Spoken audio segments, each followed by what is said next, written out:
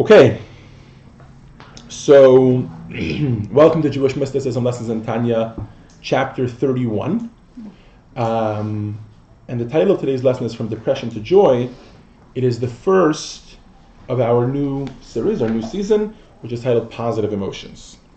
So for the past 5 weeks, we have tackled negative emotions from a mystical perspective. And to put that in plainer words, when we say Jewish mysticism, what we mean is Judaism's approach to the more underpinnings of our life. So our emotional psychology and the way we behave emotionally, even as it plays out to the physical and to the different urges that we have and desires that we have in our lives, and our different ways of interacting with the world as they are based on what we'll call Kabbalistic psychology. I guess that's the most contemporary word that people use for it. So it's based on the Kabbalah, which means that it's old, very old esoteric terms, based on the Zohar, which you may have heard of, and the like, and then applied in a practical way to today.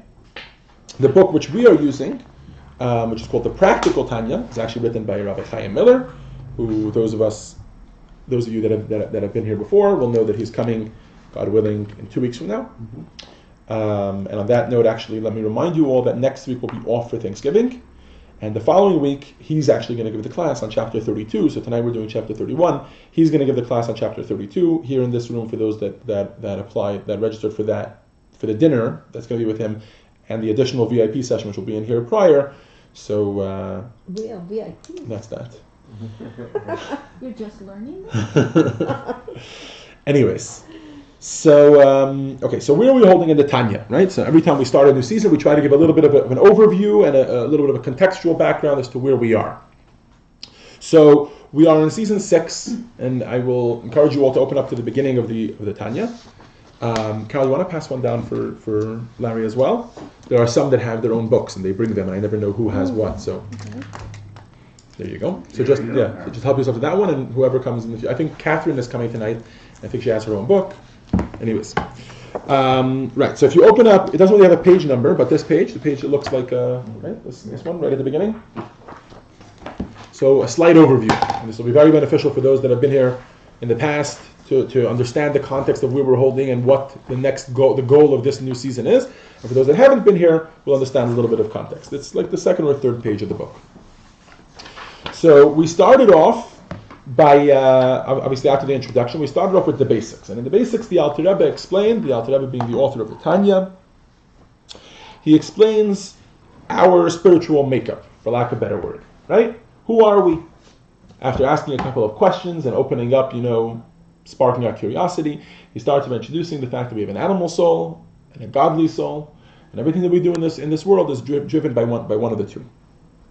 We then continue to examine them more in detail, that even the animal soul and the godly soul have 10 different attributes, just as God has 10 different attributes.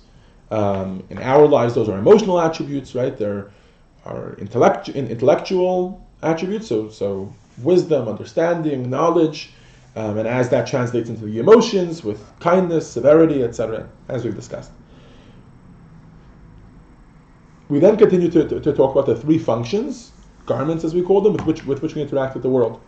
Machshava, Dibur, Umaisa. Right? In Hebrew, which are thought, speech, and action. Anytime we interact with anything in this world, we use either our thought, our speech, or our action. And the reason that the Alter Rebbe is discussing this here is because before we're going to get into our challenges on a day-to-day basis, I get angry. Why am I angry? How can I learn to control my anger? I have this tendency. How can I learn to control that urge? Or I want to be a better person. How can I harness more of the love inside me, or kindness, or right, the good attributes in me? We have to understand how we work. After the Alter Rebbe explains how we work, he then goes to give us a little bit of background as to where good and evil come from in this world and why they're here. Right? And with that basically concludes the first course, which was the basics. From there we moved on to your inner struggle, which we started to talk about what's going on between the godly soul and the animal soul, right? How it's 2 sides waging war over a city was the analogy we gave, right? So your city is your body and your actions, and your thought, your speech, and your actions, but that they all, at any given moment, are controlled either by your animal soul or by your godly soul, right? Either by the holy soul or by the impure soul. They drive you to do either the right thing or the wrong thing. That's not something to be embarrassed of. That's not something even to feel awkward or feel like it's a little bit of a contradiction. That's something to do the right thing or the wrong thing, because once we have this understanding, and this is something that the Alter Rebbe bases the whole Tanya off, which is that we have these two souls that are battling, so sometimes one wins, sometimes the other wins. And obviously our job is to make sure as often as possible that the godly soul wins. Fine. We introduced the tzaddik, the rasha, and the benoni, right? The righteous man, the wicked man, and then the intermediate, the in-betweener, which is the name of this book, is called the Book of In-Betweeners. And again, we start to discuss what are these levels that they've reached. And one of the most important things that we introduced was that they're not sort of statuses in life as much as they are sort of constantly throughout our lives, we're fluctuating between them, right? So in certain moments, we are more of a tzaddik, in other moments we are more of a rasha, in other moments more of a benoni. Okay? The next thing, the next season, which we did, I think was towards the end of the summer, in August, maybe even a little bit of September, was soul hacks, right? In soul hacks, we discussed how can I make sure, at least certain tips to make sure that my godly soul wins the battle more often than my animal soul does, right? And that's where we introduce certain things such as meditation, connecting to God through prayer, through Torah study, through a mitzvah, and the difference between those three, right? That some of them they connect us on different levels. For those of you that were at those classes will remember that that's where we use the analogy of a relationship very, very often, even though we're constantly referring back to that analogy. But a relationship where it's about getting out of yourself a little bit, right? Devoting yourself more to someone else's desire, etc. In highest consciousness, we spoke about godliness in the world, and that being something that we could tap into, we can tap into, spirituality. These are things that we may feel or get some sort of grasp that they're there, but we don't really know what they are, right? And we more importantly, we discuss from a Kabbalistic perspective the creation of the world and whether that is or isn't a reality, right? So we got a little philosophical there, a little trippy about whether this world really does or doesn't exist, right? Obviously, we discussed that it does exist and that the struggle is real, that it is all real, but it's all part of that. And this is important for perspective to understand. If we want to win that battle, we need to understand what it is exactly that we're battling. Okay?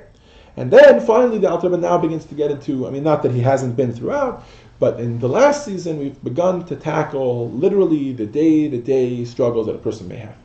Right? Not from an addiction perspective, right? Although that's also included here, and obviously if this was an addiction class, it would be a whole different topic. But from a very simple level, every one of us has our times when we have negative emotions, right? We discussed anger, we discussed suffering, we discussed pain, we discussed depression, sadness, right? And all of these things, and how Chassidus, how the Jewish mystical perspective looks at them and encourages us to either avoid them, or more importantly than avoiding them, to understand when they're necessary in our lives. And that's where we're really going to pick up our conversation today. We'll get there in a moment. When we can harness those emotions, when they're appropriate, when they're inappropriate, when we should push them away, when we should get in tune with them. And this brings us to season 6, positive emotions, in which the Alter Rebbe in today's lesson is going to segue from talking about the negative emotions to talking about the positive emotions. So, of course, I think everybody in this room has some sort of exposure to Chassidim, and knows that Chassidim may be slightly different than other Jews. Let's take a little bit of a poll. If I had to ask you one thing that makes a Chassid, right, a Hasidic Jew, different than any Jew, but let's say from another religious Jew, right? Because if you're going to say from a non-observant Jew, then you're right, we're going to tell me that he keeps Shabbos or keeps kosher or whatever it is, right? But let's talk about if you had to give me more on a deeper level, right? So 2 Jews, they both keep kosher, they both keep Shabbos, they both put on tefillin every day, and they daven all the time, etc. What is the difference between a Hasidic Jew and a non-Hasidic Jew? Anybody? I think Hasidic Jews look at the joyful perspective of serving God. Okay. So joy, a lot of joy. Dennis Prager likes to stick that one to us all the time. He's always saying the Hasidim, he has a line I've heard him say when he talks at Chabad houses. He says, I think the Chabad movement must have some sort of central organization, and someone's sitting in a room and he's monitoring the joy level of every Chabad rabbi. Have you heard this before? Anybody ever heard this before? He said, you've heard this? He says, and if they ever see a Chabad rabbi who's not joyful, and they get a report in New York that he's not joyful, they call him in, and he's never heard from again.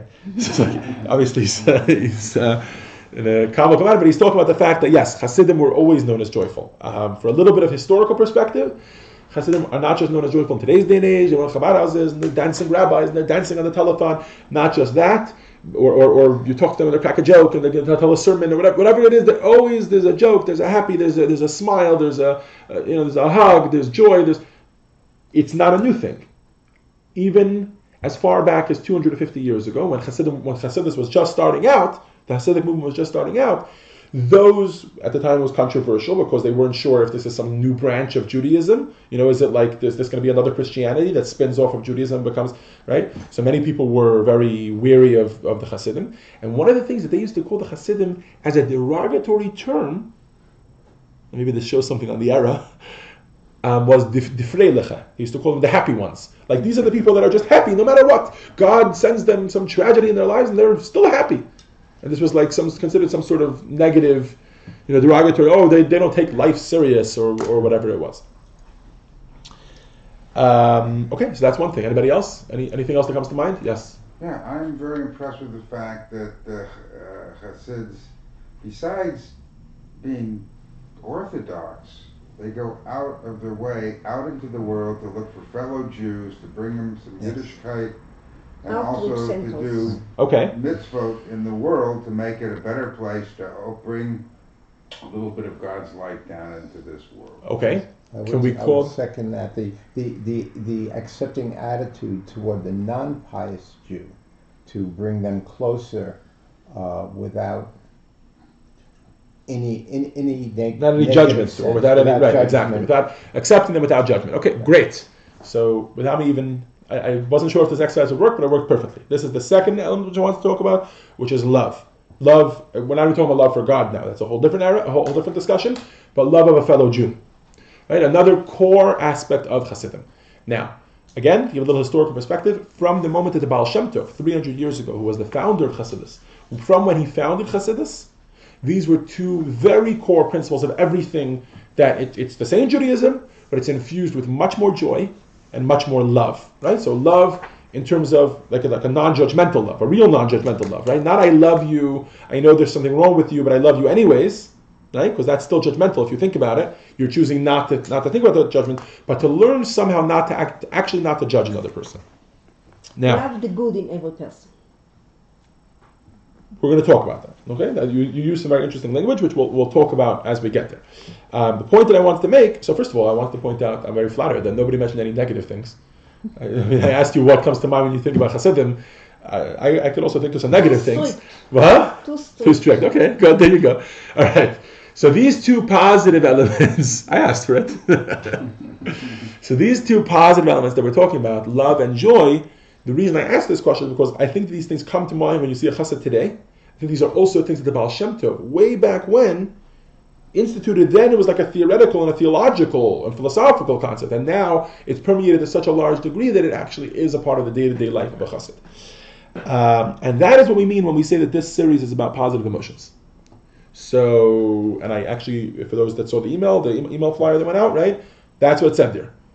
If you want to understand. And I remember at the beginning of Tanya, when I sent out a video just of myself talking about Tanya, I said, one of the reasons you might want to come, if you are impressed with the fact that a Chabad rabbi can walk over to somebody that he clearly believes is not keeping Shabbos, and he clearly believes you should keep Shabbos, and yet somehow that person doesn't feel uncomfortable about it, even though they know that he would rather they keep Shabbos, right? Which is a very fine line, very interesting line to walk, right? Or that they can walk over to somebody that they think that they may even see as not as moral as them, right? Let's not even talk about ritual Judaism, right? Even in other aspects, right? And they can somehow still love that person with all their heart and soul. Tanya is the place that comes from. Hasidism has become very broad and multifaceted over the years, right? And I can't speak for every single chassid. If you stop any chassid in this Jew, you say, why do you love every single Jew? He's going to say, well, because in this chapter of Tanya it says da da da da. I can't tell you that's what it's going to say. However, I could say with certainty that it comes from there. Please join us. Welcome. What's your name? Victor Jordan. Oh, that's right. We met. Victor, sorry. We met once. It's been a while. Yes, we did meet once. Excuse me. Of course, please join us. Is there another book available? I'm sharing this one. Okay. We can share yours. You can pass that one on. Harold and I can share this. Here. No, so Pam and Baron will share right here. Perfect. There you go. Okay, so we're on page 348. You missed the whole introduction, but we're about to start the chapter. So what I was saying was that Hasidism has definitely spread and become much more multifaceted, and it's all over the world. And like I said, if you stop any Hasid, by them it might be more cultural, it might be more social, etc. But where it comes from a philosophical perspective is from here, and then it trickles down from there. So today in particular, we're going to start discussing. We're not going to finish discussing, but we're going to discuss joy, happiness, why it's so important to be happy, and we're not going to be delusional, right? There are moments in our lives when we're not so happy. We could use the big D word, right? And can that ever be channeled in the right direction? Okay? Now, for those that are here for the first time, I will say that there is a little bit of context that you're going to need for this one, which we've discussed in prior chapters. You may hear me reference them, but for the most part, most of it is being tackled in this chapter. Like we did talk about depression in the negative emotions, because today we're not focusing on depression, we're focusing much more on joy. But when we were talking the negative emotion season, we did talk a lot about depression as a result of someone who's going through suffering in their lives. I'm being a good person, but bad things are happening to me in my life. We spoke, right, and different perspectives that can help us cope with that or channel that in the right direction. So that will not be the topic of today's class. Okay, so without further ado, chapter 31, from depression to joy. You should have the handout in front of you. For those that this is your first class, we do have meaning. If it's interesting, the format that we have chosen here is that we don't actually go through all of the text in order that it shouldn't be exhaustive. If you have this book at home, or if you want to purchase one of the ones that we have here in the library, you're more than welcome to. By the way, we have another book up here, so it's not, we don't actually have to share that. Who's missing a book? Me. There you go. So what we're going to do is we're going to do an overview of this chapter. And if you want to buy one of these books, please let me know they're $50. And I'm happy that you should take one of these home after class, and we'll get more for the classroom. We're not going to actually go through it, but I encourage you while I'm talking to sort of follow along with me in the text or in the handout, either way. Okay. So a little tiny review that is very necessary at the beginning of this chapter, not just at the beginning of the season, but even just at the beginning of this chapter, is that Tanya is all about dealing with things on an internal level. Those that were here at the very first class, which is not all of you, will remember the analogy that we gave of the long short way and the short long way. I'll repeat it for those that are new to the class. There was a Talmudic sage who was attempting to enter, I think it was the city of Jerusalem, and he came to whatever it was, let's say a mile away from the city. He came to a fork in the road, and there was a young boy there, one of the famous, wise little boys of Jerusalem, the witty boys of Jerusalem, they used to call them. And he asked him, how do we get into the city? What's the quickest way into the city, to the right or to the left? He tells him, well, if you go this way, it's the short, long way. If you go this way, it's the long, short way. So the rabbi says, well, if this is the short, long way, then why don't I take the short way? Right? So he takes it, and sure enough, within a few minutes, he's standing at the gates of the city. But the gate, this gate that it brought him to, was covered over with brush and lots of different overgrown with weeds or whatever it was. And he couldn't get in unless he would climb over or cut his way through, which would take a very long time. When he comes back to the fork in the road, and he says, "Why did you tell me this is the short way?" He says, "I told you it's the short, but the long way. This one is the long, but the short way." And indeed, he took it, and it took him a little bit of a more roundabout way, but to a different door, which was very easy for him to pass through. And the Alter Rebbe uses this analogy to talk to us about our emotions. When we talk about serving God with joy, with love, with reverence, right, with respect, when it comes to doing the don'ts, right, not doing the don'ts, not doing what Hashem doesn't want us to do, then it takes more of a fear or an awe, let's put it, of God. There's the easy way, right? As with everything in life, there's an easy way. You can feel inspired. One day you're super inspired by some great line that you heard from some lecturer or whatever it is, right? Maybe even from a Tanya class, right? You hear a great line and that inspires you, and you're feeling so passionate, I want to be the best Jew ever, right? The best person ever, not just Jew, right? The best person ever. I'm going to be a moral person. I'm never going to get angry at anybody else ever again. And we all know that easy come, easy go, right? It'll work for a half a day, for a day, but eventually it'll dissipate because it's not a deep-seated emotion. It's more based on something fleeting. And if you want something to stay with you, it's the long way, but it's the short way.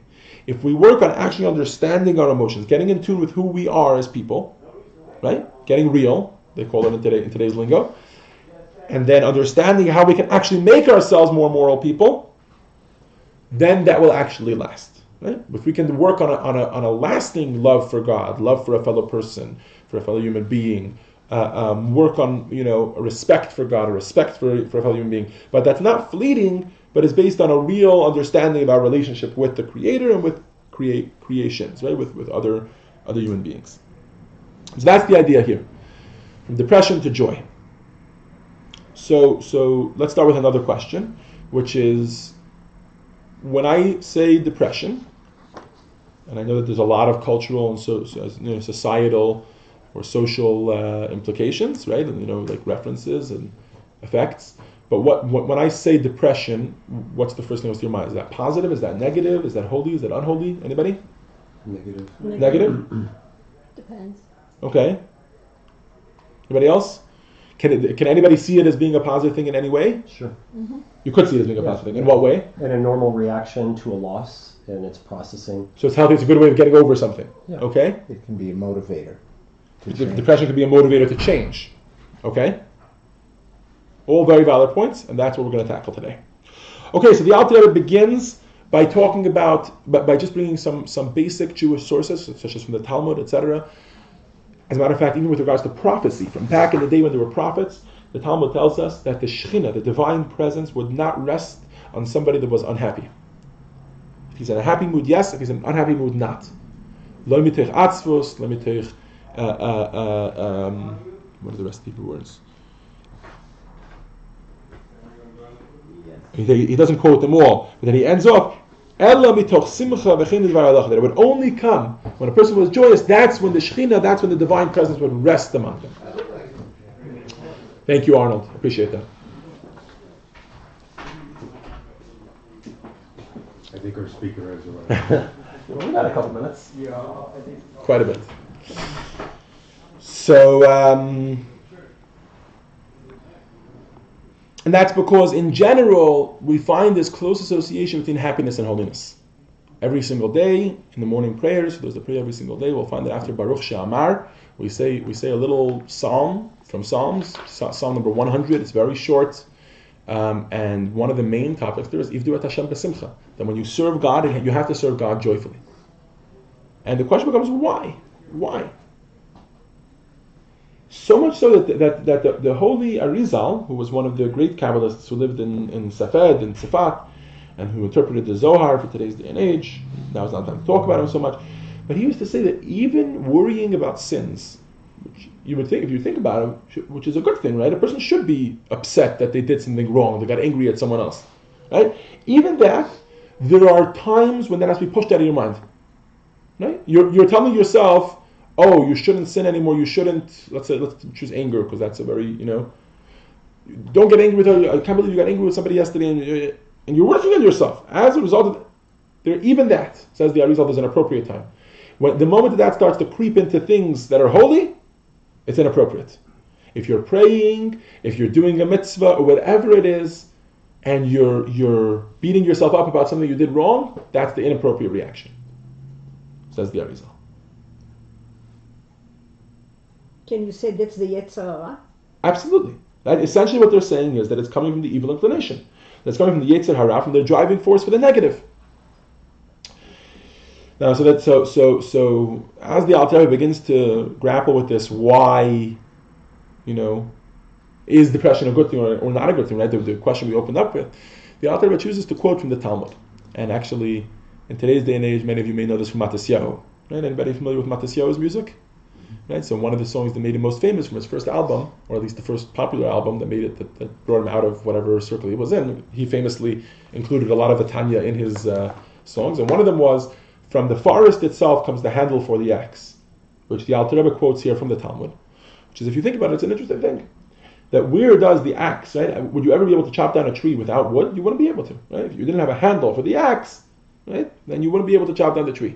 And so somehow from the forest itself comes that handle that then goes and destroys the tree, right? And what the Talmud is referencing here is this concept that we call in English fight fire with fire, right? That in order to conquer something, sometimes you need to embrace it and find something within it to fight it with. So one of the most important things that the Alter Rebbe wants to understand is how can we go, like the title of today's lesson hints at, from depression to joy? How can we figure out something from depression itself which leads us to be joyous, which leads us to be happy, right? Because if we're going to tackle this from an honest perspective, sometimes when we're depressed, there is no arguing about it. There is no reason about it, right? You're just upset about whatever it is. And I should clarify again, based on the fact that we discussed this in the past in previous class, that right now we're talking about depression, let's say from holy endeavors, from your spiritual status, right? Yesterday I did something immoral. Today I'm wrestling with that feeling of, oh, you're so terrible. Oh, I did something so terrible. How can I do something good? Right? That kind of depression. Of course, there's depression, like you said, from loss, from struggling with something negative going on inside your life. Right, from a physical perspective, suffering, whatever it is, right? An illness, right? A relationship that's gone wrong. That starts to touch on the spiritual, right? Already. But here we're talking about more from an emotional perspective of, I did something wrong, and that's why it's affecting me in a negative way. That I'm becoming depressed over it, or I'm having this issue with this. I'm wrestling with this emotion. So says the Alter Rebbe, the first thing to understand is that when we use the word depression, and we're gonna. So I want to pause for a moment to open a parenthetical. We're going to use two words now.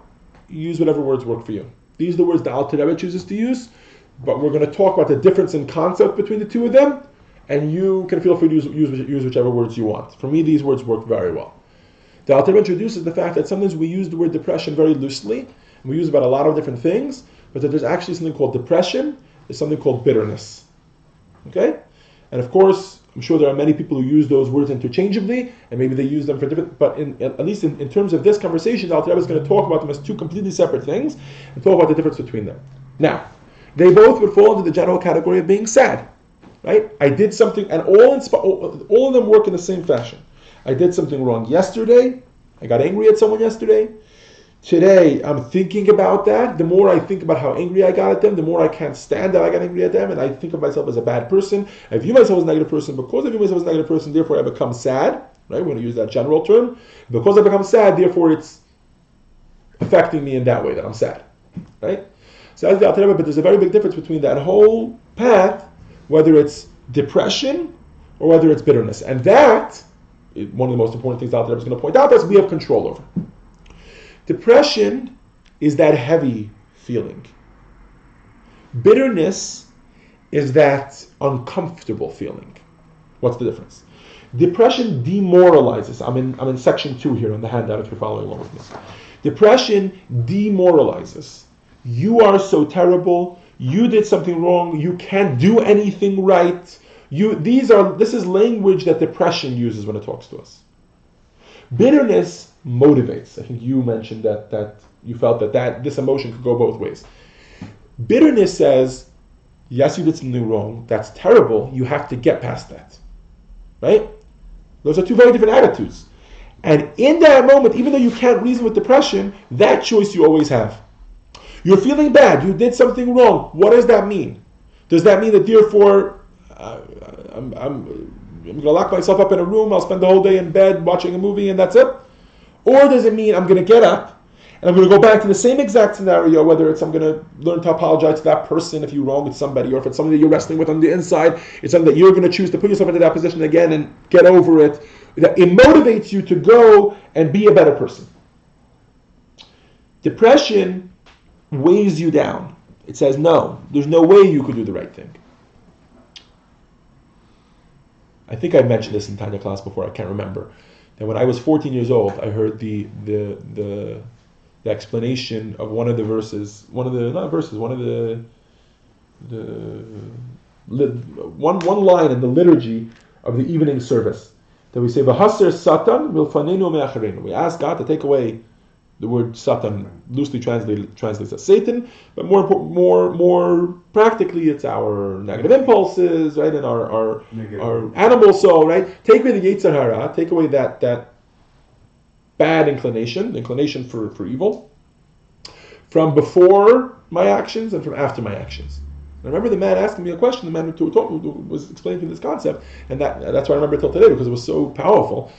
I said, beforehand, we all get that, right? Before you do an action, right? It's a good idea to pray to God that before you do something, right? If you believe in God, that He can help you, so pray to Him that it should be a little easier for you to overcome this temptation. I'm about to do something wrong. Help me overcome this challenge. It's hard for me to do it alone. Right? But what's afterwards? After I did the action, so if it's positive, I certainly meaning I overcame the evil inclination. But even if it's negative, even if I do the wrong thing, so He won. Why is He still here? What's He trying to convince me now?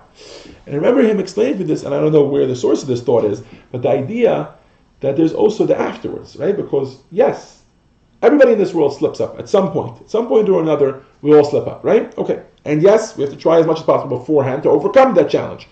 But what's about after we lost the challenge? We failed the challenge. Well, let's talk about those moments that we never like to talk about. Once you fail, you're now faced with an option.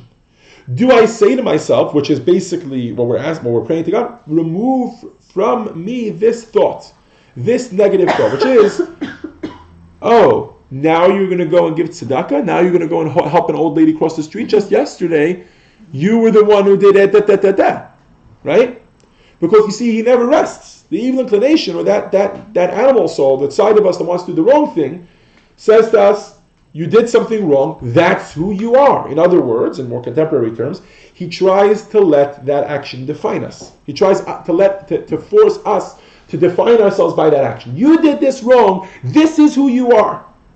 Don't tell me now you're going to do something good, right? Who do you think you are? You goody two shoes? That's not true. You just yesterday, I knew, right? And it works best on us, right? Because it's that voice inside ourselves. It's the soul inside of us. It's telling to us. It's not somebody else. When somebody else tells us, we right away get on the defensive. No, I'm a good person. But when we're telling it to ourselves, we're like, I know who I am. I know what I did yesterday. How can I come now and do this? I don't want to harp too much on the topic, but I just heard a really powerful, just now at the conference in New York, at the Rabbis' Rabbinical Conference in New York, I heard a very powerful line that, why did the Titanic sink? Right? They're very excited. They went out, and they were in the unsinkable ship, and it really was unsinkable, right? They had a whole thing in place. It didn't sink because it hit an iceberg. The technology. I'm not familiar with all the engineering behind it, but the technology of the Titanic wasn't that it's not allowed to hit it. It's not a big deal to create a ship that won't sink as long as it doesn't hit an iceberg, right? The whole point was that it could even hit an iceberg and still it won't sink, right? And from what I understand, on a very simplistic level, I'm not an engineer, that there were various compartments, right? And it had like these different safety zones, right? There was like, if it gets hit here, so then we compartmentalize the flooding or whatever it was, the sinking of that. It was very large and lots of different compartments, and the whole thing was compartmentalized as such, and in some way engineered as such that you can keep the flooded water there, and either they would let go of that part of the ship and that part would sink, but the rest of the ship wouldn't, or they could manage to keep that somehow and fill one up on the other end so that it's balanced. Whatever it was, somehow these compartments helped to allow it. And from my understanding, again, I'm no historian and I don't know all the engineering concepts of it, but the reason why the Titanic sunk wasn't because that system failed. That system worked. The problem was that the people that were on the Titanic were so, amped up about themselves, this is the unsinkable ship, that they forgot to actually activate those things. They left some of those compartments open. Or, as I heard it applied in such a great manner, our lives are like the Titanic. Don't let one negative action that you do sink your Titanic. The worst thing you could do is allow that flood that now came into one compartment to go into the rest and sink the whole ship. Right? And that's the evil inclination that comes after the action. That's the negative thoughts that pop into our head after we do something wrong.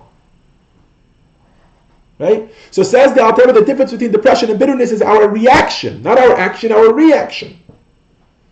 Right? You already did something. The negative thing was done. That's depressing you. is that going to be depression which leads further down? Or is that going to be bitterness which motivates you to go further up?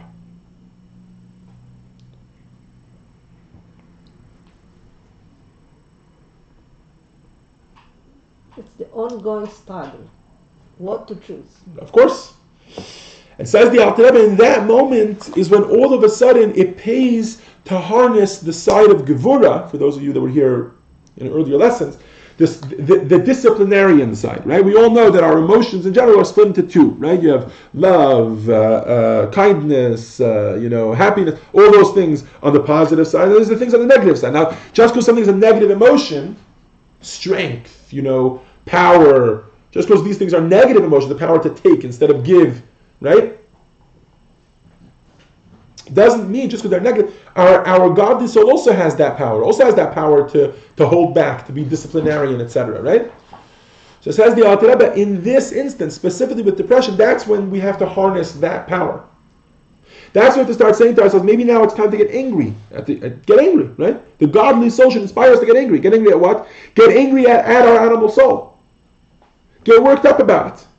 Get worked up. I did something wrong. I'm never going to do it again. Inspire yourself to do the right thing.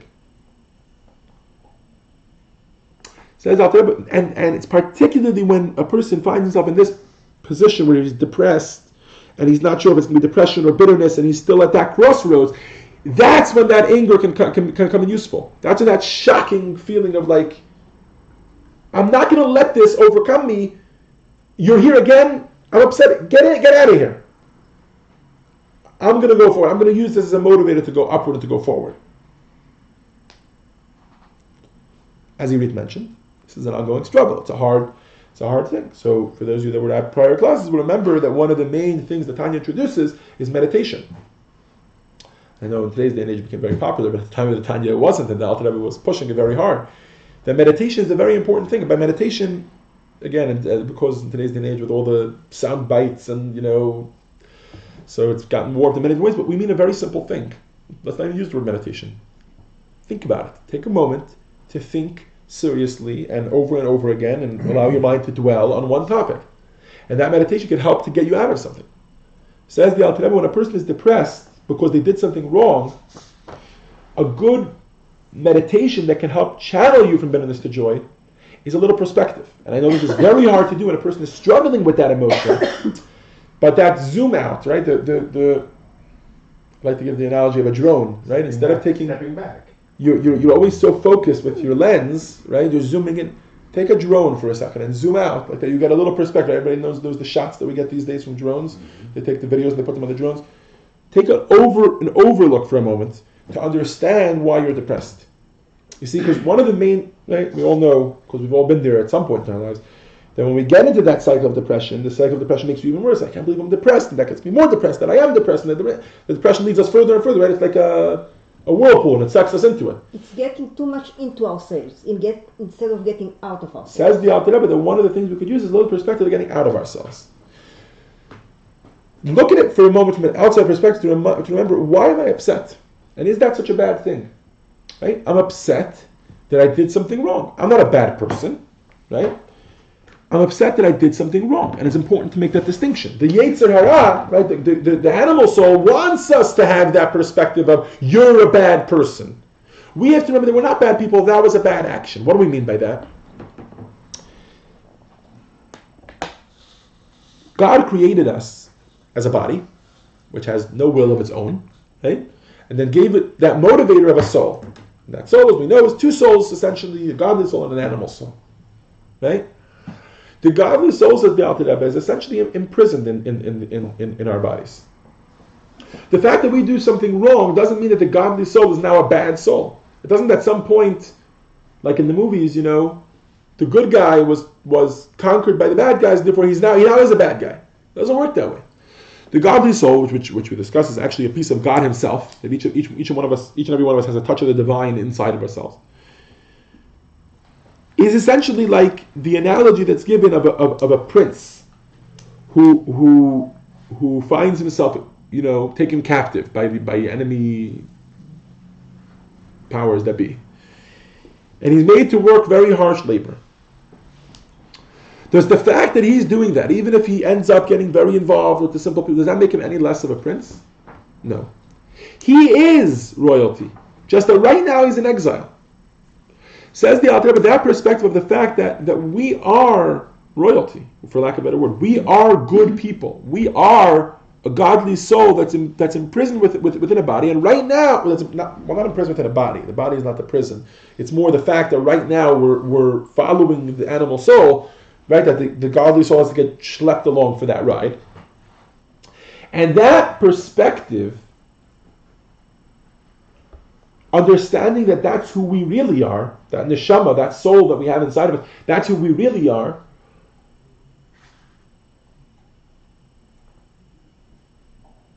that can be a much bigger motivator than anything else. And that can help us in that, meaning a meditation on this and understanding that and letting that actually sink home can help us to understand, can help us transform the depression, let's say, into bitterness.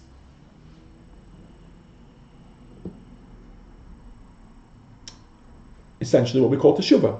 Right? Teshuvah means repentance, or better translated is returning to who we really are.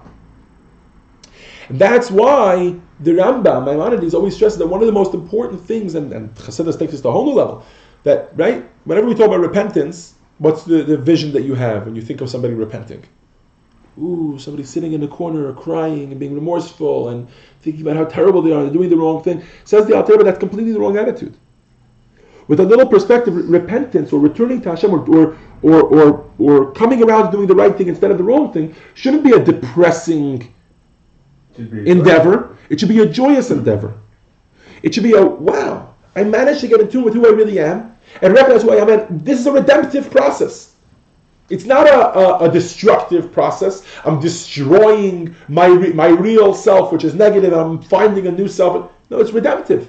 You are a good person. You were doing negative actions. Your core essence was being dragged along to do that negative thing. And you getting in tune with who you really are is a redemptive process. I'm getting back in touch with who I really am. You ever hear people look at somebody and say, that's not who you are. I know you. That's not who you are. It's because that person is missing that perspective. Now, you wouldn't do this. What do you mean I wouldn't do this? I did it. How can I not be somebody who does it if I did it? Because yes, you have a more core reality that if you can get in tune with that and redeem that and not allow that to get schlepped along with these petty negative desires that are happening right now in the moment, then it would be redemptive. Then it would be joyous. And that pursuit, that endeavor should be a joyous endeavor. It should be a happy endeavor with the right perspective. It seems like we don't really have free choice unless we're in the joyful place. Well, it depends what you mean by freedom of choice. Freedom of choice is never taken away from us. But I guess what you could say... We choose to do something for God from a depressed place because we're not really free to choose because we're lacking something. So it's only till we get ourselves to that joyful place that choosing from there... 100%. Because if we're in a joyful place and then we choose not to, right? That's really a free choice. So the only thing that I would say is that you have the choice when you're depressed as well. The problem is the depression is an illusion of taking away of your choice. Let's put it that way, because you still have that choice to choose joy and to choose the ability to do the right thing. And that's what he's talking about at the perspective of bitterness, of channeling it, of instead of being depression that drags you down, being sadness or bitterness that propels you forward.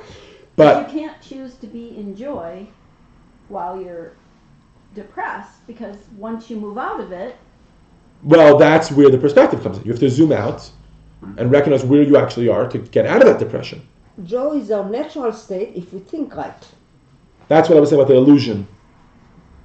So repentance is also change one's thinking. So we 100%. Remember 100%. That's why he says meditation is such an important part of it. I'll give one of the more classic examples of this, and the Alter Rebbe brings this almost towards the end of the chapter. The Exodus from Egypt, right? Yetziat Mitzrayim, which, as we know, was not just a physical leaving of bondage, but was also a spiritual leaving of bondage. One of the most interesting verses in the whole Exodus is the words Ki barach ha'am, that the nation fled. They were running away. Like, as if we'd be here one more minute, we wouldn't be allowed out. Now, a klotzkash, like they say in Yiddish, it's a very simple question. Let me have for all of you. There were just 10 miraculous plagues. Okay? And that's only the ones we're told about. There were other elements and details going on besides for that. One of the more famous ones was the rebellion of the firstborn against the rest of the leaders of Egypt. Anybody ever hear that? Okay, so Moses comes, he says, there's going to be a plague of blood. Pharaoh laughs at him, throws him out, I never heard of your God. There's a plague of blood. He says, you're a magician, you're a sorcerer, you're doing that. Plague number 2, frogs. I'm going through this very quickly for those that want to more in depth. Come to the Parsha class when we're holding there. But frogs, lice, okay, wild animals. Eventually Pharaoh gets to the point, says, okay, you're right, you can leave but just the men. No, we want the women also. Okay, I'm not letting you. Okay, another plague. But by the time they got to the 9th plague, which was darkness, every single Egyptian in Egypt believed the Jewish people. They believed they were a holy nation, and they said, get out of here. We don't want you guys here. Clearly God doesn't want you here. You've proven to us that God exists. That's it. We're done with this. Pharaoh was the only one left, and the Torah tells us it's because God hardened his heart. Right? So then Moses comes to Pharaoh and says, listen, you got 3 days. At the end of these 3 days, there's going to be the plague of the firstborn. And the firstborn of every family in Egypt is going to die. Right? Pharaoh says, get out of here. I don't believe you. Whatever, right? His heart is hardened. But every single other Egyptian believes it. So the firstborns literally led a riot. They said, we don't want to die. And they formed an army, and they rebelled against Pharaoh. There was a war. There was a civil war going on. Let the Jewish people go. Don't let the Jewish people go. Pharaoh had an army that right? Because as you can imagine, the firstborn didn't want to die. They believed that this was going to happen. And of course, we know how the story ended. Now, again, without getting into all the details of the story, but the general idea, you get the gist. The Jewish children the Jewish people needed to walk away. They needed to run away. Ki barach, they needed to flee. They should have been walking out, their heads held high with every Egyptian, giving them everything they could as they're walking out. Right? You ever see, who was it, McGregor and what's his name when they fought?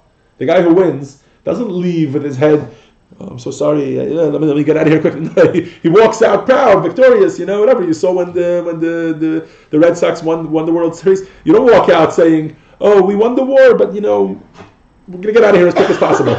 No, you walk out victorious. So why were the Jewish people running?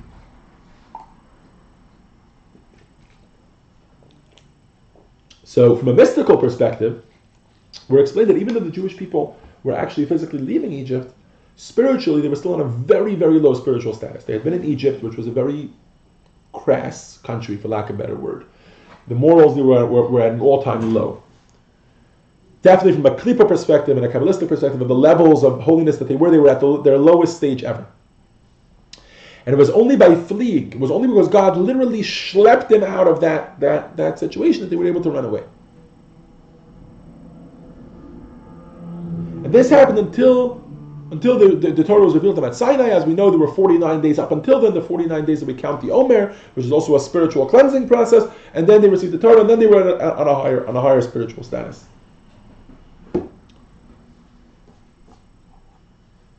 Now, this is the struggle we go through on a daily basis, because this is an exile reality. Right? This is what it means that when we're in a state of exile, which we are even now that we don't have Mashiach, right? On a spiritual level, every day, that's why it's so hard for us.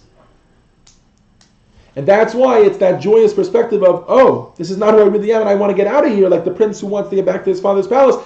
That's why it takes that perspective. So when Mashiach comes, we find a very different verse. The verse about when Mashiach comes, it says, we will not lead by haste, and we will not lead by flight. Why is that? What is the difference between the exodus of Egypt on a spiritual level and the exodus from when Mashiach comes and and there will be a spiritual revelatory state? The difference is that when the Jews left Egypt, the negativity was still a reality. They were simply running away from it. When Mashiach comes, true redemption is when you actually transform that to be a power for good. You actually transform that depression to be a catalyst for joy. You see, when are we running away from the depression in our own lives? when that depression is schlepping us down. If we can transform that depression to bitterness, if we can bring Mashiach even on a tiny little level in our own lives, right? If we can reveal the truth, right? Let me ask you guys a question, a simple question. If depression is such a negative thing, and everybody in the beginning was saying it's such a negative, why did God create depression? If there's one lesson I want you to take from this week's class, it's that depression doesn't have to be a negative thing. It's a negative thing when we choose to make it a negative thing. When we choose for it to be, instead of depression, bitterness, I'm bitter over my current state, and that drives me to do the right thing, right? That drives me to do to go transform myself. Then from the forest itself comes the handle for the axe. Then you're fighting fire with fire. Oh, you thought that depression is going to take me down? No, that depression itself will be what takes me up. It's a perspective, is it not? Of course, it's all about perspective. And it's and I know we like to sit here in a room in a beautiful library with, beautiful lighting, and it's nice, there's nuts and candies on the table, whatever, and we like to discuss these things, right? In the moment, it's much, much harder, right? But obviously, Tanya believes in having that philosophical presence, having the presence to understand that, and to actually be in touch with who we really are, like that when we are actually struggling with it, we can have that perspective. If you don't own a drone, you can't get up there. You can't get up there and have the bird's eye view. And that's why God created depression. You see, anytime you want to upgrade, you have to downgrade first. Think about it. Anytime you want to jump over, if I want to jump over this table, right? What's the first thing I'm going to do? Anybody? Let's go down. Take a couple steps back. I want to jump up over something, right? Ever watch them play basketball and they're dribbling and they're in the zone, right? They're in the right next to the hoop. The first thing they'll do is go down and then up, right? As they're taking the layup or whatever it is. Because you got to go down in order to go up. And that was the purpose of creation. That down should lead to an up. That was the general purpose of creation, of a soul coming down into a body, etc. But on a more relevant level here, that's the purpose of the creation of depression. Because God wants us to take that moment. Right? And again, that's a second meditation that we can have. When we think about that depression, not, oh God, I can't believe I'm depressed, which leads you to be even more depressed, but oh God, I'm depressed. Right? Thank you, God, for giving me this depression, which can be a catalyst. That when you have that perspective, to actually look at it as a catalyst, to be something that helps you become a better person, right? And that's the purpose of creation.